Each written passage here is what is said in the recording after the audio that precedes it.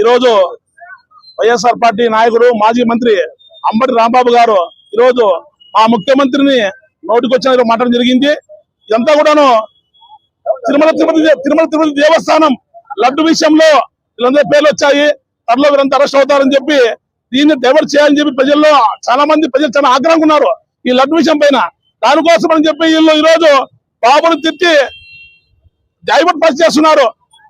మా పార్టీ అధినేత క్రమశిక్షణ పార్టీ మా అధినాయకుడు ఆదేశాలు ఇస్తే కనుసైలు చేసే మీ పరిస్థితి ఏంటో ఒకసారి అది చెప్తాను. మేము మీ వైఎస్ఆర్ పార్టీకి లౌక్యం తెల్లు, నైతిక విలువలు తెల్లు, సామాజిక సృహ తెల్లు. గతంలో మీరు నోటుకొచ్చిన మాట్లాడి 11 స్థానాలకు పరిమితమయ్యారు.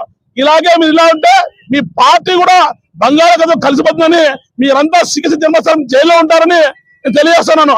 ఇకనైనా బుద్ధి తెచ్చుకొని వెంకటేశ్వర స్వామికి క్షమాపణ చెప్పి గుండు కొట్టించుకొని మీరంతా మోకాల మీద పోతే ఆయన క్షమించడమే కానీ ఆంధ్రప్రదేశ్ ప్రజలు మిమ్మల్ని క్షమించే పరిస్థితి లేదు. తెలుగుదేశం పార్టీ కాగితం అంతా వద్దు అంటున్నారు. ఒక్కసారి కనుసైలు చేస్తే ఇంటికి దూరి ఎవరైతే బాబు గారు మాట్లాడతారో వాళ్ళందరినీ చొప్పు తీసుకొని కొత్త తెలియజేస్తాము. జై చంద్రబాబు, జై తెలుగుదేశం, జై దగ్గుబాటి నాయకత్వం.